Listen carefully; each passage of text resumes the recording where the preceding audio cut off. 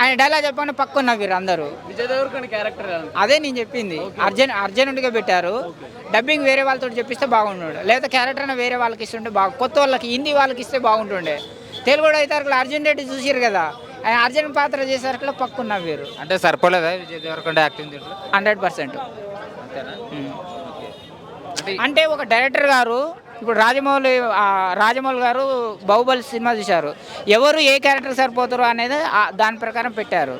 ఇందులో అది కొంచెం మిస్ అయిందేమని నా వ్యక్తిగతంగా అనుకుంటున్నా. దీంట్లో కమల్ హాసన్ యాక్టింగ్ ఎలా ఉంది? కమల్ హాసన్ గారి క్యారెక్టర్ ఉన్నది. ఆయన క్యారెక్టర్ ఇంకా ఏం క్యారెక్టర్ అనేది ఆయన డిసైడ్ కాలే ఎండింగ్ వరకు కూడా. ఎండింగ్లో ఏదో బాణం పెట్టి చూపించారు, అడిగి కట్టప్ప పొడిస్తే ఎందుకు పొడిచిండు అన్నట్టుగా అదొకటి ఆడ ఆపిర్రు, కానీ పెద్ద ప్రియారిటీ ఏం లేదు. కట్టప్ప ఎందుకు పొడిచిండు ప్రభాస్ అనేది అది పెద్ద సస్పెండ్, అది పెద్ద మామూలు సస్పెండ్ కాదు. అంత కుక్క కంటే 100 రెట్లు విశ్వాసంగా ఉన్న మనిషి తను రాజుని చంపడం ఏందనేది పెద్ద సస్పెండ్. నేనైతే ఏడ్చుకుంటూ పోయినా బయటికి. కానీ ఇది ఆయన కమల్ హాసన్ గారు ఒకటి విల్లు పట్టించారు, అది క్యారెక్టర్ ఏందనేది కూడా డిసైడ్. అసలు అది మహాభారతమా కురుక్షేత్రమా, ఇప్పుడు సినిమాకి వ్యతిరేకం కాదు, నేను ఎవరికి వ్యతిరేకం కాదు, కానీ నా అభిప్రాయం చెప్తున్నా, కొంచెం మార్పులు చేసుకునే అవకాశం ఉంది. అమితాబ్ బచ్చన్ లేకపోతే సినిమా లేదు భయ్యా. ఆయన కాళ్ళకు దండం పెట్టాలి, నిజం చెప్తున్నా. నేను ప్రభాస్ గారు కూడా చెప్తా, ప్రభాస్ గారి సినిమా ఇది, ఆయన హీరో, కానీ ఆయన హైలైట్. అమితాబ్ బచ్చన్ గారు దండం పెట్టాలి. కనిపిస్తుంది కానీ వినిపిస్తలేదు. స్టార్టింగ్లో సగం ఇంటర్వ్యూ తర్వాత మాటలు వినిపించినాయి అమితాబ్ బచ్చన్ గారి, అంతకుముందు ఆయన ఏం మాట్లాడినా అర్థం కాని పరిస్థితి. అందుకని హైటెక్ సినిమా అందరికీ అర్థం కాదు. ఎందుకంటే సాఫ్ట్వేర్కి అర్థమవుతానంటే ఆ సాఫ్ట్వేర్ ప్రాబ్లం ఉంది అందులో. మరి సినిమా థియేటర్లు ఉందా, డైరెక్టర్లు ఉందా, వాడు ఎడిటింగ్ చేసే కాడ మ్యూజిక్ ఎక్కువ పెట్టేసి బ్యాక్గ్రౌండ్ మ్యూజిక్ ఎక్కువ వస్తుంది, మాటలు తక్కువ వస్తుంది. ఇప్పుడు బాహుబలి రేంజ్ లేదు, నా వ్యక్తిగత అభిప్రాయం మాత్రమే. లేదు, అందులో ప్రతి క్యారెక్టర్ ఎందుకు వచ్చింది ఎందుకు పోయింది అనేది ఉన్నది.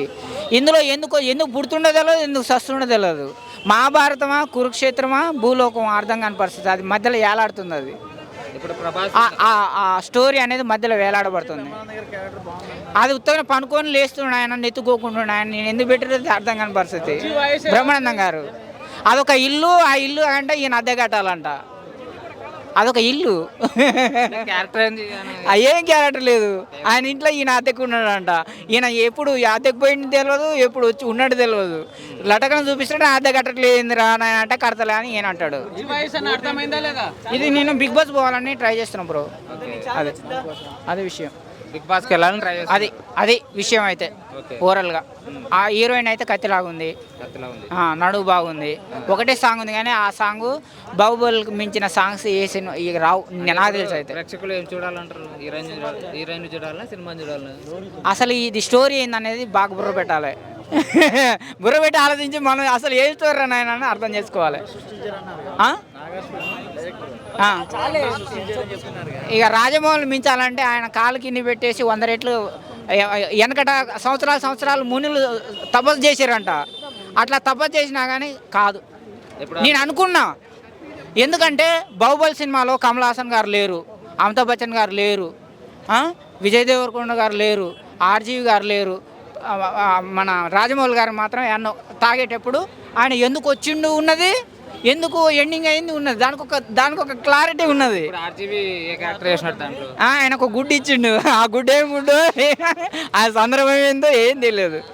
ఇప్పుడు ప్రభాస్ గారు బాహుబలి సినిమాలో ప్రభాస్ గారు దావత్ చేసుకోవడం కోసం ఒక దాంట్లో పోతాడు, ఆయన ఇస్తాడు, దానికి ఒకటి ఉన్నది.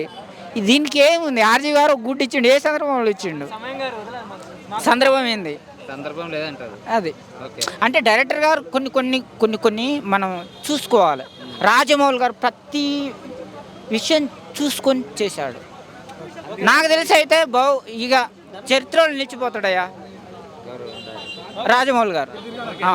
ఇప్పుడు రాముడు ఎట్లా చరిత్రలో నిలిచిపోతుండో నేను అనుకున్నా కదా, రాజమౌళి గారు మించేస్తాడు ఈ సినిమా. అందరు ఉన్నారు, పెద్ద పెద్ద మేధావులు ఉన్నారు, ప్రపంచ మేధావులు అంటే కమల్ హాసన్ గారు ప్రపంచ మేధావి లాగా హీరో పరంగా, అమితాబ్ బచ్చన్ గారు ప్రపంచ మేధావి, మన